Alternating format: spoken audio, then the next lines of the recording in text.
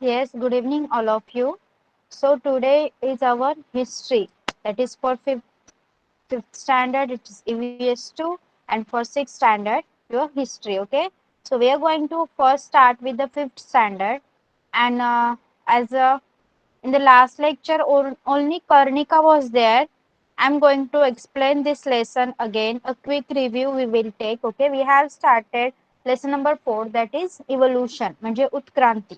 हा लेसन आपण already start केलेला आहे. In that we have completed some points like the concept of evolution. What is the concept of evolution? Evolution means gradual and continuous change. Antara, what happened?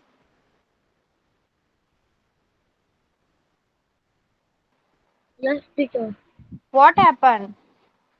Teacher आपला जो lesson झालाय तो आता हे करायचा आहे ना अर्धा. Yes. प्लीज अंतरा असे छोटे छोटे क्वेश्चन विचारण्यासाठी प्लीज डोंट डिस्टर्ब. ऑलरेडी माहिती आहे तुम्हाला की आपला अर्धाच लेसन झालेला आहे.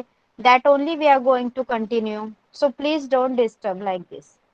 C so the concept of evolution, it's okay. The concept of evolution means the gradual and continuous change. What is evolution? Gradual and continuous change. उत्क्रांती म्हणजे काय? संथ वेगाने पण सतत होणारा बदल. Okay. Then we have gone through these points also.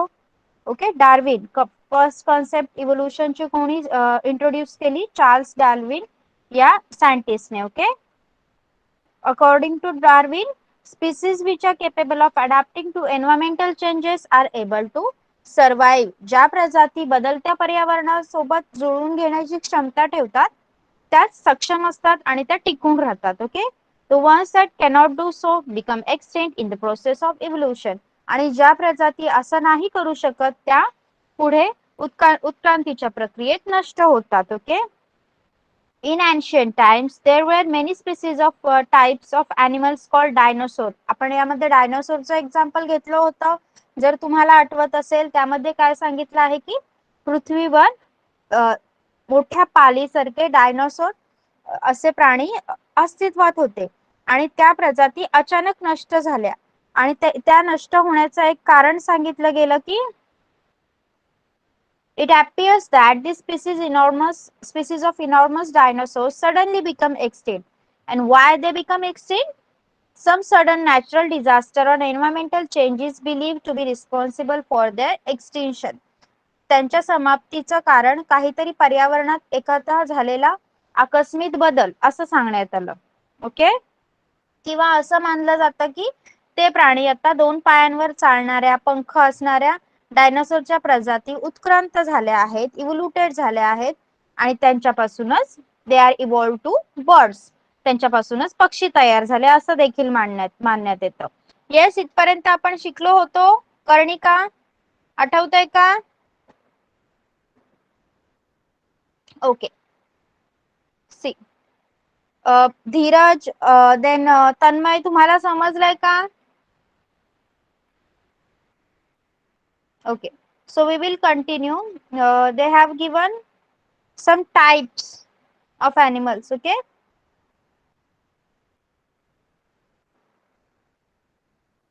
See, इथे बघा, स्केलेटन ऑफ डायनासोर. डायनासोरचं स्केलेटन कसं आहे, सांगाडा कसा आहे बघा डायनासोरचा. आणि असं मानलं जातं की त्याचं रूपांतर अशा प्रकारे झालं. Reconstructed picture of a dinosaur with wing. पंख असलेल्या डायनासोरचे एक काल्पनिक चित्र आहे. खरं असं नाही, फक्त एक काल्पनिक चित्र आहे. Okay. Next, the 4.2 is the stages of evolution of animals. Okay, the stages of evolution of animal. Evolution झालं हे तर खरं आहे, पण त्यामध्ये कोणकोणत्या स्टेजेस होत्या, कोणकोणत्या स्टेजेसवर इव्होल्युशन झालं ते आपल्याला पाहायचं आहे. स्टेजेस म्हणजे टप्पे. प्राण्यांची जी उत्क्रांती झाली त्यामधील काही टप्पे आपण पाहणार आहोत. Sorry. We have learned in the previous lesson that life on earth began with unicellular organism known as protozoa. बरोबर आहे. आपण काय पाहिलं होतं की सजीव सृष्टीची निर्मिती कशापासून झाली? एका एकपेशीय सजीवापासून, ज्याला प्रोटोझोआ म्हणजेच आदिजीव असं म्हटलं जातं. आठवतंय का? आपण पाहिलं होतं पृथ्वीच्या निर्मितीमध्ये, in the making of earth, the first life on earth began with a organism, unicellular organism that is called protozoa. एका आदिजीवापासून पृथ्वीवर सजीव सृष्टीची निर्मिती झाली. Okay, then these unicellular organisms gave rise to multicellular living things. मग या एकपेशीय सजीवांपासूनच बहुपेशीय सजीवांची निर्मिती झाली. ओके, मल्टीसेल्युलर ऑर्गॅनिझम कोणकोणते आहेत ते त्या दिवशी आपण 6च्या लेसन मध्ये सायन्सच्या शिकलेलो आहोत. कोण सांगणार? Names of some multicellular organisms, बहुपेशीय सजीवांची नावे कोण सांगणार? 6ला सायन्सला आपण शिकलेलो आहोत. लास्ट जे सायन्सचं लेक्चर झालं त्यामध्ये मी तुम्हाला शिकवलेलं आहे. सांगा. मल्टीसेल्युलर लिव्हिंग थिंग्स, ह्युमन, अजून dog, cat, many more are there. का नाही येत तुम्हाला? मल्टीसेल्युलर म्हणजे जे बहुपेशीय आहेत ते. ओके, फक्त युनिसेल्युलर कोण आहे? Amoeba, euglena, paramecium. बाकी सगळे मोस्ट ऑफ दी जे ऑर्गॅनिझम्स आहेत ते मल्टीसेल्युलर आहेत. Okay, yes, trees also are multicellular. Very good. See, these unicellular organism gave rise to multicellular living things. म्हणजे याच एकपेशीय सजीवांपासून बहुपेशीय सजीवांची निर्मिती होत असते. The multicellular organisms evolved gradually and various classes of plants and animals came into being.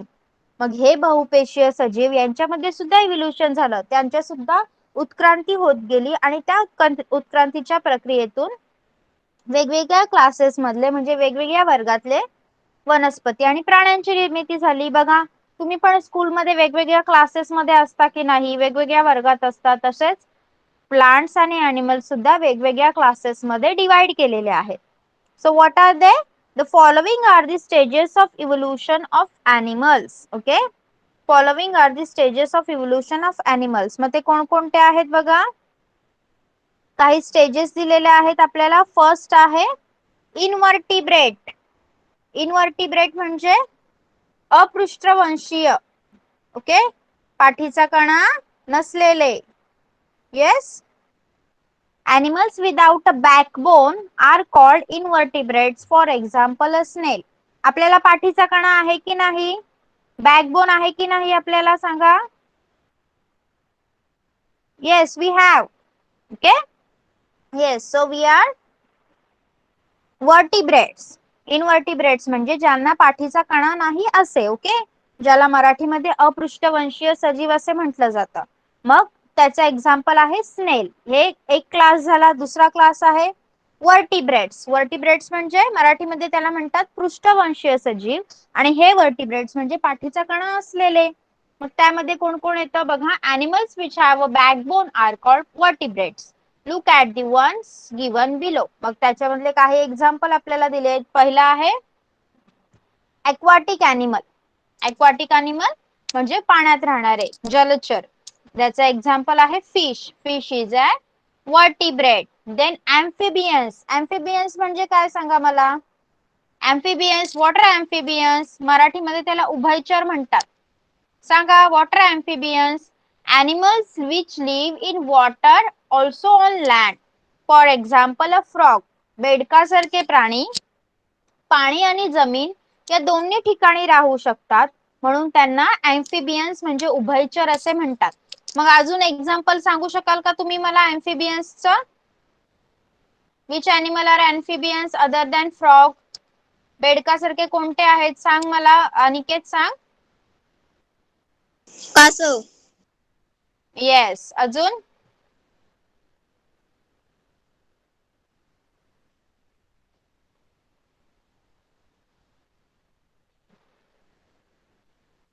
Yes, Antara. Crocodile. Yes, अंतरा. खेकडा. Yes, आणि बदक. बदक सुद्धा, duck also. Okay, these are amphibians which can live in water and on land also. पाणी आणि जमीन या दोन्ही ठिकाणी राहू शकतात.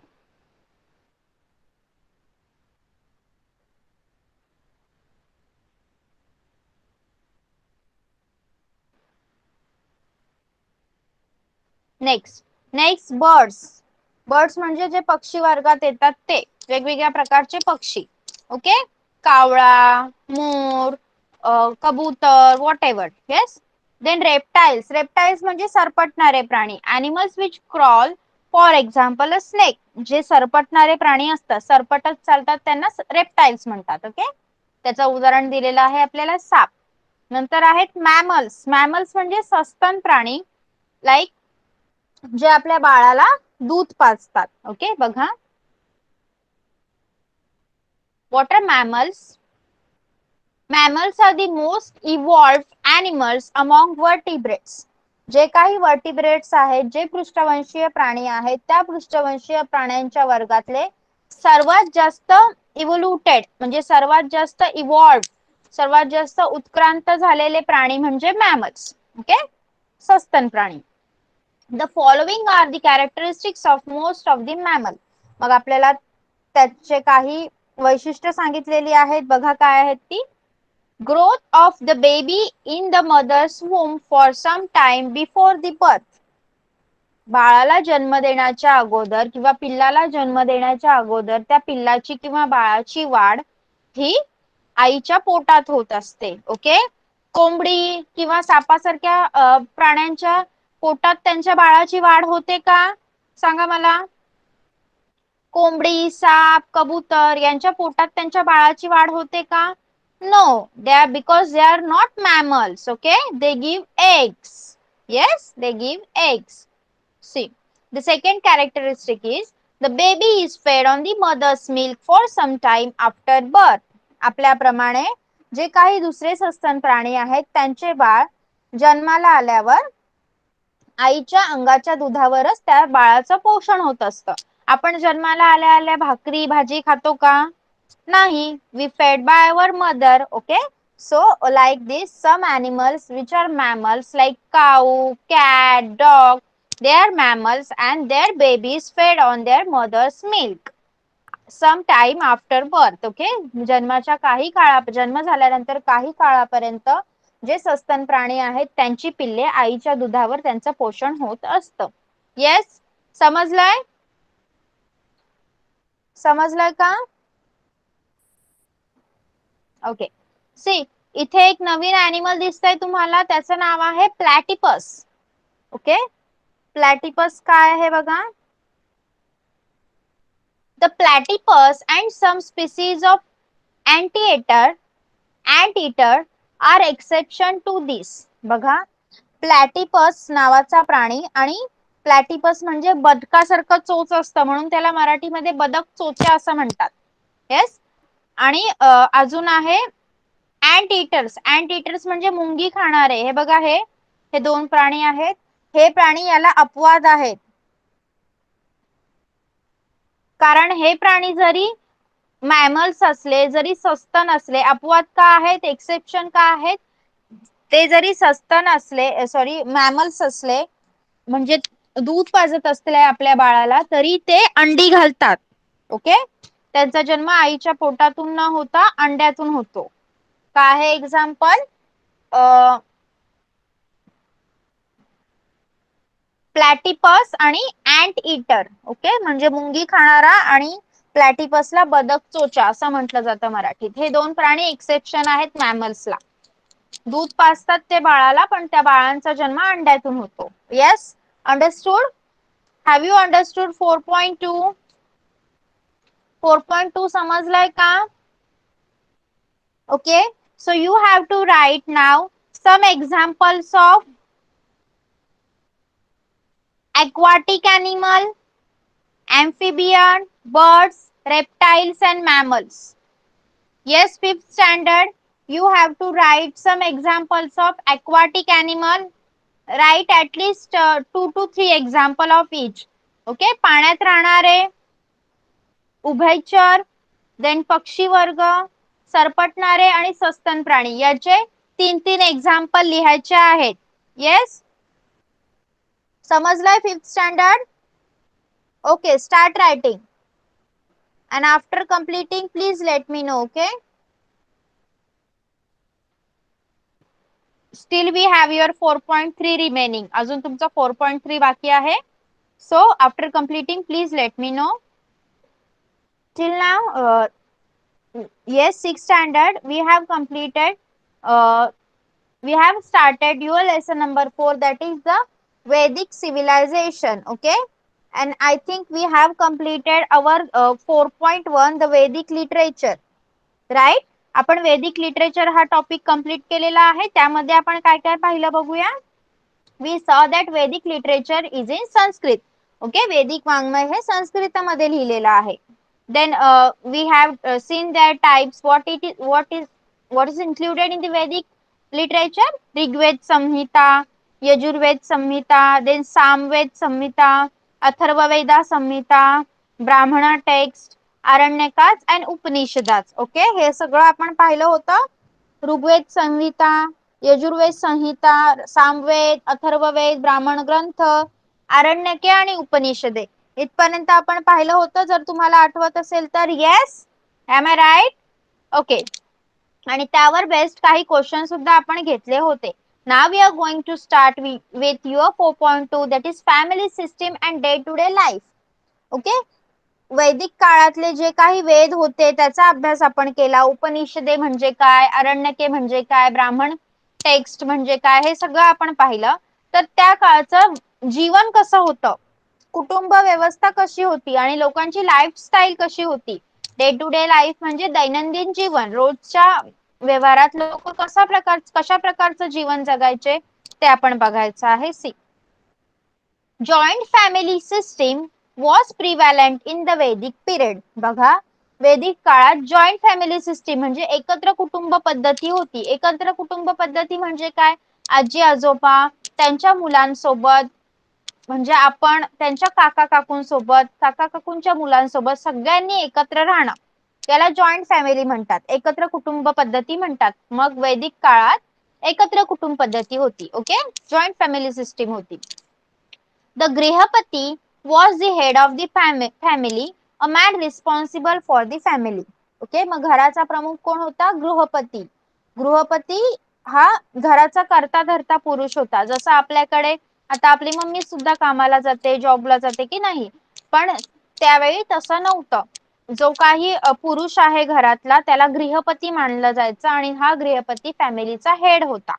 Okay, a man responsible for the family. His family included his old parents, wife and children, and also the families of the children, the younger brothers and their families. See, मग त्या हेड ऑफ दी फॅमिली म्हणजे गृहपती, या गृहपतीच्या परिवारात कोण कोण असायचं, त्याचे वृद्ध झालेले माता पिता, त्याचे लहान भाऊ आणि त्या भावांचे सुद्धा परिवार असायचे. जसं मी सांगितलं, आपण आपल्या काका काकू सोबत राहत असू, मग त्यांची मुले, त्या प्रकारे. ओके, त्या भावांचे परिवार म्हणजे त्याची पत्नी आणि त्याची मुले, त्याच्या मुलांचे परिवार, असा सगळ्यांचा एकत्र मिळून तो परिवार असायचा, ज्याला जॉईंट फॅमिली सिस्टीम म्हणजे एकत्र कुटुंब पद्धती असं म्हटलं जात होतं. Okay, understood till here? समजलं इथपर्यंत? Okay, so this family system was patriarchal. What is patriarchal म्हणजे पुरुष प्रधान संस्कृती होती त्यावेळी. मग ही कुटुंब व्यवस्था सुद्धा पुरुष प्रधान होती. त्यावेळी पुरुषांचं जास्त चालायचं त्यांच्या फॅमिलीमध्ये. ओके, म्हणजे जास्त डिसिजन घेण्याचा अधिकार किंवा कोणत्याही प्रकारचा अधिकार हा पुरुषाला असायचा. In the initial period, there are references to women scholars such as Lopamudra, Gargi and Maitreyi in Vedic literature. बघा, सुरुवातीच्या काळात लोपामुद्रा, गार्गी आणि मैत्रेयी अशा काही विद्वान स्त्रिया होत्या ज्यांनी वैदिक साहित्यात आपलं योगदान दिलं होतं. However, slowly the restrictions of women went on increasing and their position in the family and society became secondary. मग नंतर हळूहळू काय झालं, स्त्रियांवर जे रेस्ट्रिक्शन होते, जी बंधनं होती ती वाढत गेली आणि कुटुंबातील आणि समाजातील त्यांचं स्थान हे दुय्यम पद्धतीचं झालं. प्रथम स्थान हे पुरुषाला दिलं जायचं आणि स्त्रीला नेहमी दुय्यम वागणूक दिली जायची. Okay, the houses during the Vedic period were earthen or wattle and dog construction. बघा, वैदिक काळातील जी घरं होती ती मातीची किंवा कुडाची बनलेली असत. Okay. Wattle means woven lattice of wooden strip which is dropped with clay mixed with cow dung. मग वॅटल म्हणजे काय? गवत आणि वेलीचे जाडसर असे तट्टे विणायचे आणि त्याला शेण आणि मातीनी लिंपून टाकायचे.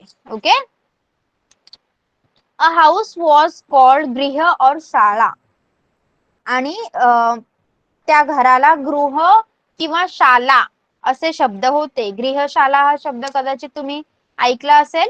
ओके. घराला वैदिक काळात गृह किंवा शाला असे शब्द वापरले जायचे. Yes.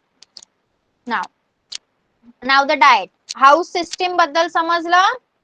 I am going to ask you some questions about this. समजलं का घरं कशी होती वैदिक काळात? कोणतं मटेरियल घेऊन बनवली होती? समजलं? ओके. येस. नेक्स्ट काय आहे? Diet. Diet of the people. Diet म्हणजे काय? आहार कोणत्या प्रकारे असायचा त्यांचा. बघा, the diet of the people mainly consisted of cereals like wheat, barley and rice. बघा, त्यामध्ये लोकांच्या आहारामध्ये प्रामुख्याने काय होतं? गहू, सातू, तांदूळ या तृणधान्यांचा समावेश होता. From this they made different preparations. आणि त्या गहू, सातू आणि तांदळाचा वापर करून ते वेगवेगळे पदार्थ बनवत असत. वर्ड्स लाईक यावा, गोधूम, व्रीही etcetera can be found in Vedic literature. मग अन्नाशी संबंधित जे वैदिक वाङ्मय आहे त्यामध्ये यव, गोधूम, व्रीही यांसारखे शब्द आढळतात. मग आता यवा मीन्स बार्ली. यव म्हणजे काय? बार्ली म्हणजे सातू. गोधूम म्हणजे व्हीट. गोधूम म्हणजे गहू. व्रीही म्हणजे राईस. ओके. व्रीही म्हणजे तांदूळ. बघा, घरं कशा प्रकारची होती दाखवलं गेलेलं आहे तिथे. The Vedic people relished milk, yogurt, ghee, butter, honey. बघा, जे वैदिक पीपल होते, वैदिक काळातील जी लोक होती ते दूध, दही, लोणी, तूप, मध या पदार्थांना मान्यता देत असत. हे पदार्थ त्यांच्या आवडीचे होते. ब्लॅक ग्रॅम म्हणजे उडद, लेंटिल मसूर, sesame and meat were also part of their diet. अजून काय काय होतं त्यांच्या डाएट मध्ये? उडीद, मसूर आणि तीळ आणि तसेच मांसाचाही ते लोक आहार घेत असत. या सगळ्या पदार्थांचा आहारामध्ये समावेश होता. Yes. Understood about their diet. आहाराबद्दल समजले. बघा, 4.2 खूप इम्पॉर्टंट आहे. यामध्ये फॅमिली सिस्टीम बद्दल तुम्हाला विचारलं जाईल. Then you will be asked about their house system, then their diet. Okay. बघा, इथेच किती प्रश्न तयार झालेले आहेत. Now what they have? Okay. आपल्याला आता त्यांच्या कपड्यांबद्दल सांगितलं जाईल. Okay. See, people in the वैदिक period use cotton and woollen garment. बघा, वैदिक काळातले जे लोक होते, वेदकालीन जे लोक होते ते लोकरी आणि सुतीचे कपडे वापरत असत.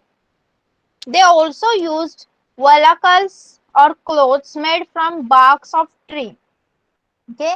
वल्कले, ते वल्कले घालत असत. झाडाच्या सालीपासून तयार केलेली वस्त्रे ज्याला वल्कले म्हटलं जातं ते परिधान करत असत. Similarly animal skins were also used as clothing. आपल्याला माहितीच आहे की प्राण्यांच्या कातड्यांचाही वापर वस्त्र म्हणून केला जात असे. Men and women used ornaments of gold, flower garlands, string made of beads, etc. मग दागदागिने कोणत्या प्रकारचे घालायचे ते? सोन्याचे दागिने, फुलांच्या माळा आणि विविध प्रकारच्या मण्यांच्या माळा ते दागिने म्हणून वापरत असत. A kind of pendant called nishka seems to have been popular. It was also used as a currency. मग ते गळ्यात, पेंडंट म्हणजे आपण गळ्यात घालतो. येस. मग गळ्यात घालणारा एक दागिना असायचा जो त्यांच्याकडे खूप लोकप्रिय होता, खूप पॉप्युलर होता. त्याला निष्का असं म्हटलं जातं. आणि या निष्काचा वापर करन्सी म्हणून देखील केला जायचा. जसं आता आपण रुपीज वापरतो करन्सी म्हणून, तसं त्या काळी निष्क या वस्तूचा वापर वस्तू खरेदी किंवा विक्री करण्यासाठी केला जायचा. ओके. Now their hobbies. मनोरंजनासाठी ते काय करायचे बघा.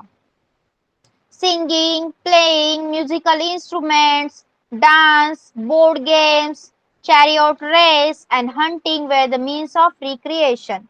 बघा मनोरंजनासाठी ते काय काय करायचे. गायन, वादन, नृत्य, सोंगट्यांचा खेळ, रथांच्या शर्यती आणि शिकार या साधनांद्वारे ते स्वतःचं मनोरंजन करून घेत असत. Their main musical instrument were veena, shattantu, cymbals, and the conch. Percussion instruments like damru and mridanga were also used. बघा गायन वादनासाठी मनोरंजनाची साधने ते कोणते वापरत असत. वीणा, शततंतू, झांजा आणि शंख. तर डमरू आणि मृदंग ही तालवाद्य देखील ते वापरत असत. बघा वैदिक म्युझिकल इन्स्ट्रुमेंट्सचं पिक्चर तुम्हाला दिलेलं आहे. Okay. Understood 4.2. Yes, 4.2 is very important at in this as in this topic they have concluded about family system, day-to-day life. Yes, understood. Can we move forward now?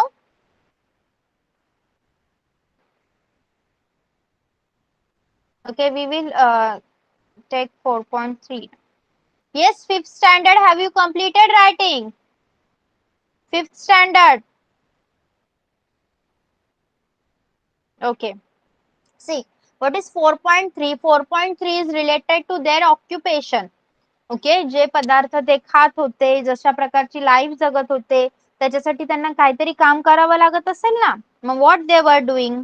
C, agriculture, animal husbandry, economic and social life. शेती, पशुपालन, आर्थिक आणि सामाजिक जीवन कशा प्रकारचं होतं. Agriculture was the main occupation during the वैदिक पिरियड. आता सारखंच वैदिक काळात देखील शेती हा प्रमुख व्यवसाय होता. Many oxen were yoke together to plough the fields. बैल जुंपायचे आणि नांगराने नांगरणी केली जायची. The Atharva Veda considered insects, pests, and other animals that destroy crops and suggest certain remedies. Cow dung was used as manure. मग अथर्व वेदामध्ये पिकावर जी कीड पडते, पिकाचा विध्वंस करणारे जे प्राणी आहेत, त्यांच्यावर कोणत्या प्रकारचा उपाय केला पाहिजे हे यावर काही रिमेडीज लिहिलेल्या आढळतात. आणि शेणाचा वापर ते खत म्हणून करत असत. Okay. During the Vedic period, animals like horses, cows and dogs had special importance. बघा वैदिक काळात घोडा, बैल, गाय, कुत्रा या प्राण्यांना खूप महत्वाचं स्थान होतं. त्यांना एक प्रकारचं विशेष महत्व होतं. Cows were used as means of exchange. गायींचा एक्सचेंज साठी वापर केला जाई. गाय देऊन एखादी गोष्ट विकत घेतली जाई अशा प्रकारे. That is why cows were highly priced. त्यामुळे गायींना खूप किंमत होती. People look special care to ensure that their cows should not be stolen. मग गायी खूप महाग होत्या, त्यामुळे त्यांची गाय चोरली जाऊ नये याची काळजी लोक एकदम नीट घेत असत. The horse was valued because of its speed. घोड्याला त्याच्या वेगाने घोडा अत्यंत वेगाने पळतो म्हणून त्याच्या वेगासाठी घोड्याला खूप मागणी होती. The Vedic people were skilled in taming the horses and harnessing them to the chariots. मग ह्या वैदिक लोकांनी काय केलं होतं. टेमिंग म्हणजे आपण कुत्र्याला कसं आपला लळा लावतो त्याप्रमाणे हे वैदिक लोक घोड्याला माणसाळवत असत. ओके. त्यांना लळा लावत असत आणि ते लळा लावून रथाला जोडण्यात ते लोक एकदम स्किल्ड होते, म्हणजे निष्णांत होते. Okay. Chariots in the Vedic period had spoken wheels which are lighter than solid wheels. Okay. वैदिक कालीन जी रथ होती त्या रथांची चाके आऱ्यांची होती, म्हणजे भरीव चाकापेक्षा जे आऱ्यांची चाके असतात ती वजनाने हलकी असतात. Okay. The horse drawn the spoked wheel chariots of the Vedic period were swift and speedy. त्यामुळे घोडा जोडलेले आऱ्यांचे चाकांचे वेदकालीन रथ खूप वेगवान असायचे. Yes, understood. सी, एका इंजिनला जोडलेला आहे. म्हणजेच घोड्याला काय म्हणतात? Horse power is a unit of measuring power. तुम्हाला माहित असेल की इंजिनाचा वेग मोजण्यासाठी हॉर्स पॉवर म्हणजे अश्वशक्ती हे एक युनिट वापरलं जातं. Okay. So what they did apart from agriculture. शेती सोडून अजून त्यांनी काय केलं पहा. In the period apart from agriculture, the animal husbandry, several other occupations had also flourished. Okay, शेती आणि पशुपालन हे सोडून अनेक दुसऱ्या व्यवसायांचा देखील विकास झाला. मग ते कोणते कोणते होते? Artisans and people practicing various occupations were an important part of social system. बघा, काही व्यावसायिक होते जे आणि कारागीर देखील होते. हे कारागीर देखील समाज व्यवस्थेचे महत्वाचे घटक होते. बघा, they form independent organisation known as shrenis or guild.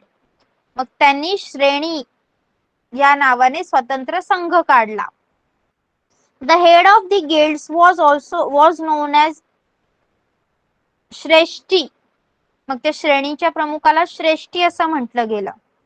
However, slowly the status of skilled artisan becomes secondary.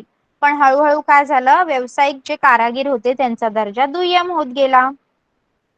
During this period there were 4 varnas. Okay, 4 वर्ण होते त्या काळात. कोणकोणते? ब्राह्मण, क्षत्रिय, वैश्य आणि शूद्र. ब्राह्मण, क्षत्रिय, वैश्य आणि शूद्र असे 4 वर्ण होते. आणि हे वर्ण कशावरून डिटरमाइन केले जायचे? A varna was determined by the occupation of the people. लोक कोणता व्यवसाय करतात त्यावरून त्यांचे वर्ण ठरवले जात असत. In the later period, the varnas came to be determined on the basis of birth. नंतर जे वर्ण आहेत ते काय केले गेले? जन्मावरून ठरवू लागले.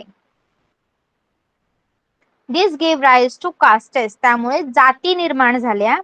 The caste system led to inequality in the society. आणि ही जाती व्यवस्था समाजात विषमता पसरवण्यास कारणीभूत ठरली.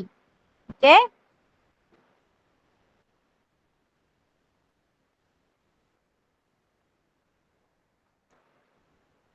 Okay. Now, 6th standard, you have to answer some of my question. Okay. How were the houses of people in the Vedic system, Vedic period? वैदिक काळामध्ये त्या लोकांच्या घराची रचना कशी होती? येस अंतरा. Yes teacher. वैदिक काळात घरे मातीची किंवा कुऱ्हाड्यांची असत. कुडाची. कुडाची असत. हा, पूर्ण एक्सप्लेन कर. वेदकालीन घरे मातीची किंवा कुडाची असत. गवत किंवा वेलीचे झाडं तटे विणून त्यांच्यावर शेण माती लिपणून तयार केलेली भिंती म्हणजे कूड. या घरच्या जमिनी शेणा मातीने सारवलेल्या असत. घरासाठी गृह किंवा शाळा हे शब्द वापरले जात. Okay, good. अनुज, तू सांग.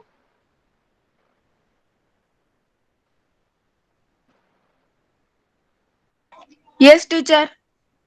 सांग. How were the houses?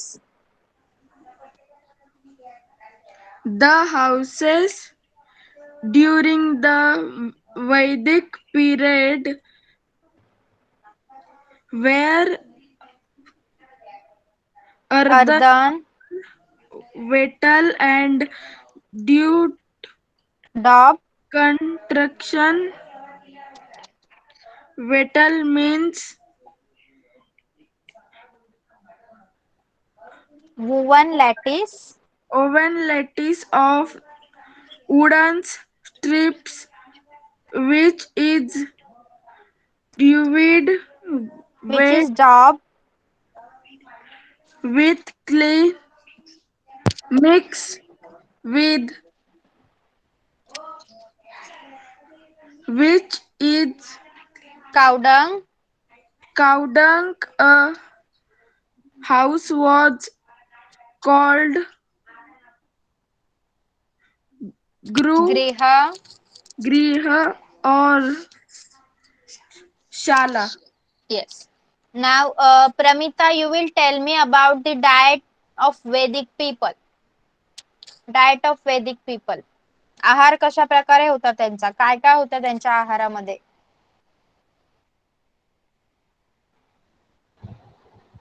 Vedic people relished milk, yogurt, ghee, butter, honey, black gram, lentil, sesame, and meat were also a part of their diet. And which cereals they like? कोणत्या प्रकारचे तृणधान्य खायचे?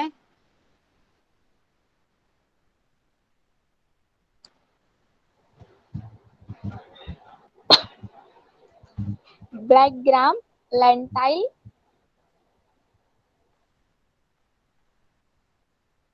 Wheat, barley and rice. हे main आहे, that you have to tell first and after that milk and all things. Okay, so 6th standard, you are going to write now the house, types of house and the diet of Vedic people. Okay, आता तुम्हाला लिहायचं आहे वैदिक काळातील लोकांची घरे कशी होती आणि त्यांच्या आहारामध्ये कशा कशाचा समावेश होता. Yes, start writing.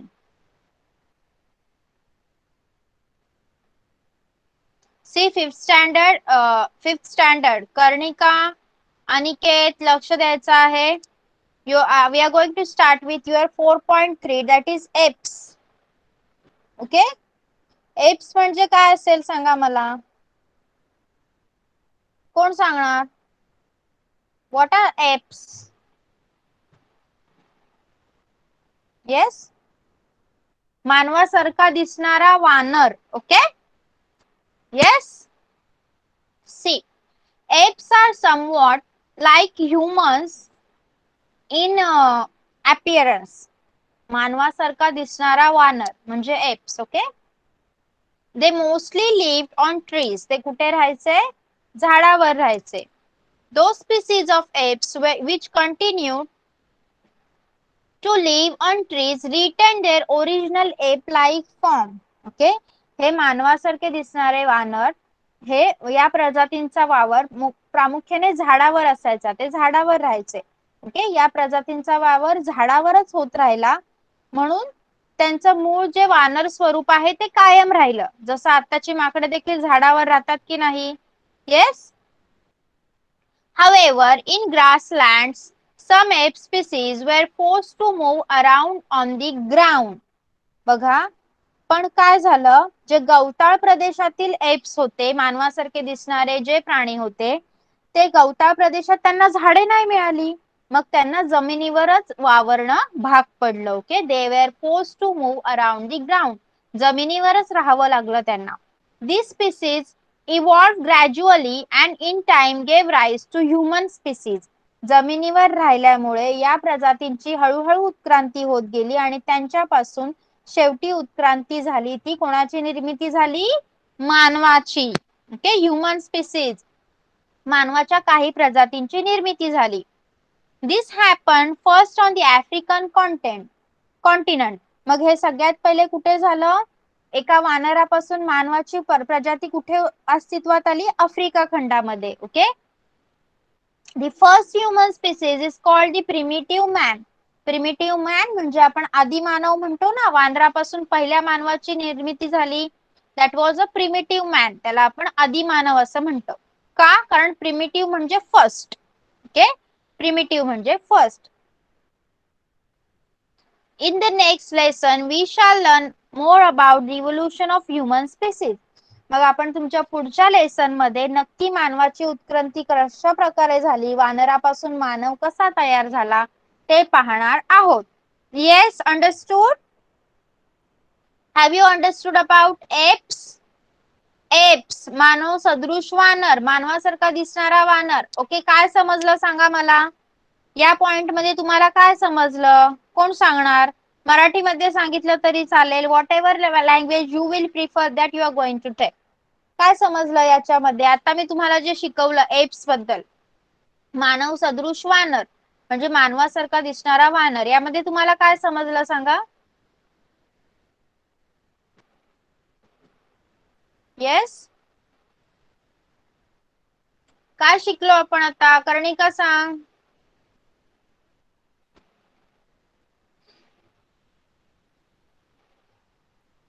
Aniket? Yes Aniket, you tell me. काय कळलं एप्स बद्दल? Yes Aniket, tell me what you understood by apps. Ma'am, I can say. Yes. जंगलात झाड नव्हते म्हणून त्या प्राण्यांना जमिनीवरच राहायला लागलो. हा, आणि त्याची उत्क्रांती कशामध्ये झाली? त्याच्यापासून कोण तयार झाला? आदिमानव. येस. सी, आता तुम्ही मला काही प्रश्नांची उत्तरं द्यायची आहेत. बघा, फिल इन द ब्लँक्स आहेत. The first systematic explanation of the concept of evolution was given by dash dash. उत्क्रांतीची संकल्पना पहिल्यांदा टिंबटिंब या शास्त्रज्ञाने मांडली. कोण सांगणार? हँड रेज करा. Yes Karnika. Charles Darwin. Yes. The first systematic explanation of the concept of evolution was given by Charles Darwin. उत्क्रांतीची संकल्पना पहिल्यांदा चार्ल्स डार्विन या शास्त्रज्ञाने मांडली. Next, dash dash are the most evolved animals among the vertebrates. पृष्ठवंशीय प्राण्यांच्या वर्गातील सर्वाधिक उत्क्रांत टप्पा म्हणजे टिंबटिंब हा प्राणी होय. Yes Tanmay. Apes. No, apes नाहीये ऑप्शन मध्ये. बघ, एक्वाटिक एनिमल, एम्फिबियन आणि मॅमल.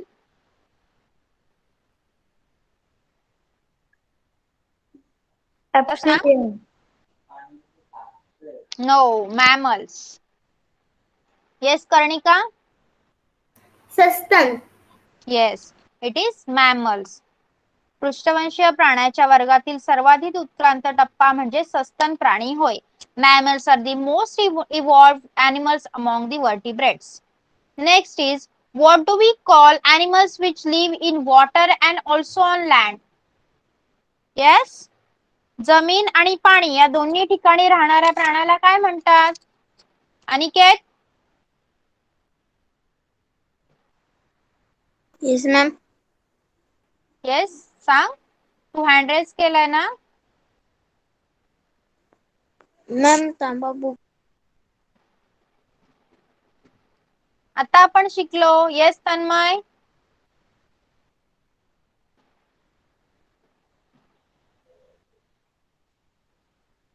Amphibians.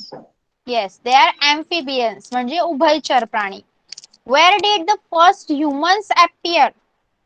फर्स्ट ह्युमन्स, आदिमानवाची प्रजाती पहिल्यांदा कुठे सापडली? कोण सांगणार? आत्ताच शिकलो आपण. Just we have learn about that. Where did the first humans appear? Tanmay.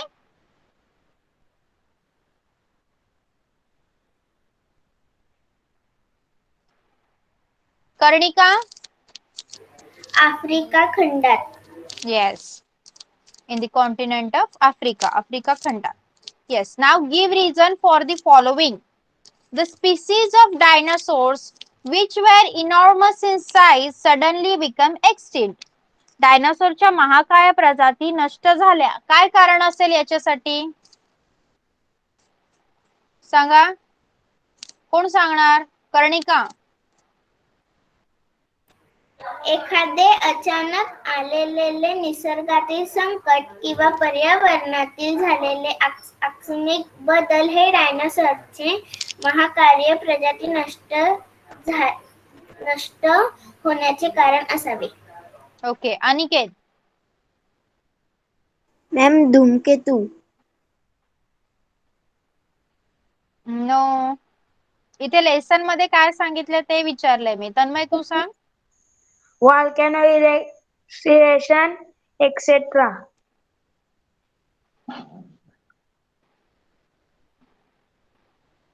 See, you have to say about the natural causes. See, some sudden natural disaster or environmental change is believed to be responsible for their extinction. Okay, volcano, धूमकेतू. Google केलं का तुम्ही answer? सांगा मला. Did you Google the question? Then how you got that answer? Lesson मध्ये तर असं काही मेन्शन केलंच नाही. How you got that answer? Tell me that. कसं मिळालं आन्सर? मॅम मला पप्पाही सांगितलं. ओके, पण आपण लेसन वाईज सांगायचं आहे की सम नॅचरल डिझास्टर और एन्व्हायरमेंटल चेंज, पर्यावरणात झालेले काही बदल किंवा नैसर्गिक आपत्ती. ओके, यामुळे डायनासोर नष्ट झाले असं मानलं जातं. आपल्याला नक्की ते कारण माहित नाही. Yes, understood.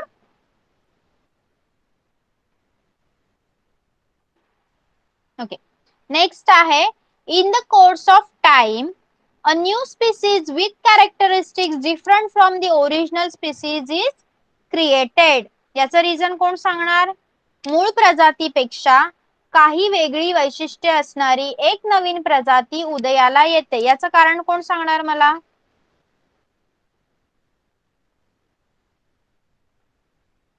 In the course of time, a new species with characteristics different from the original species is created.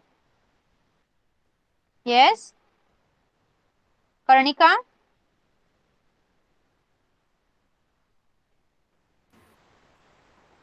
ही नवीन प्रजाती मूळ प्राणी जातीपेक्षा अधिक उत्क्रांती असते.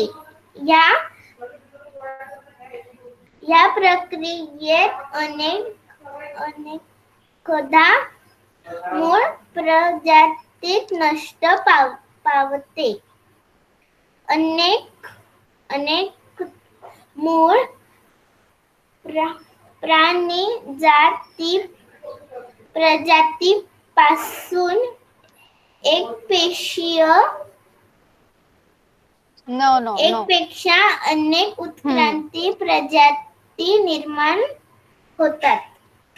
See, over a period of time, some internal changes in the animals become inherited characteristics in all following generation. Okay, thus a new species with characteristic different from the original may be created. Okay, so all of you have understood the question and answers. Yes, 5th standard, do you all have understood? Okay, हा chart तुम्ही complete करू शकाल का? बघा इथे काय सांगितलेलं आहे.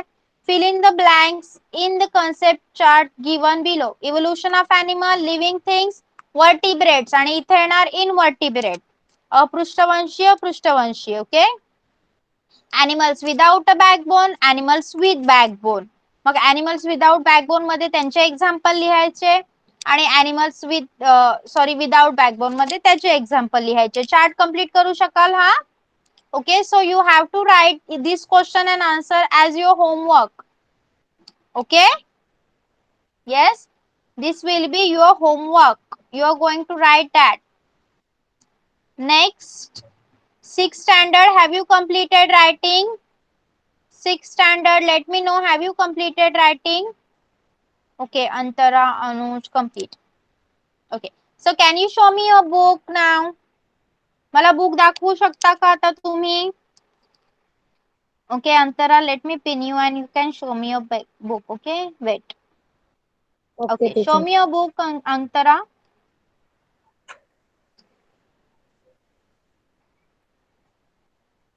Yes, good, very good. What about others? अजून कोणाचा कंप्लीट झालाय? Anuj. Anuj also completed. Okay, so wait. Okay, Anuj, दाखव तुझी book.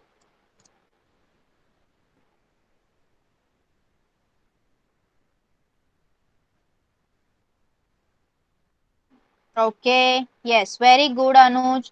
What about Pramita? Yes. Yes, Pramita, show me your book.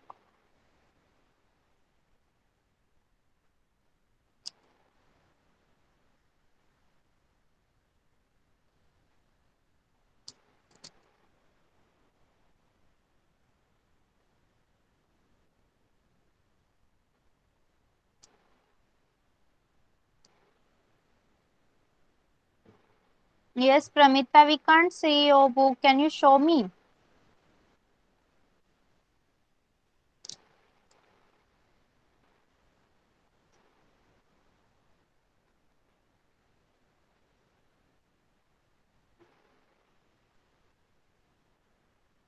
Okay. I think there must be some network issue or what. So that's why we are unable to see her book. Okay, so we are going to stop over here. Uh, yes, Pramita, you open your camera, but we are not able to see your book. So there must be some network issue or what. Okay. So everyone, whatever I have taught you today, all of you have understood. Fifth standard, we have completed your lesson number 4. You all have understood. Six standard we are continuing with your lesson number 4. जो काही पाठ शिकवला सगळ्यांना समजला का? Okay, so we are going to stop here for today. Okay, आज आपण इथेच थांबणार आहोत. and your homework will be uploaded on your Google Classroom. Yes, now you can leave the class. Bye bye everyone. Bye, teacher. Bye. Bye, teacher. Bye bye.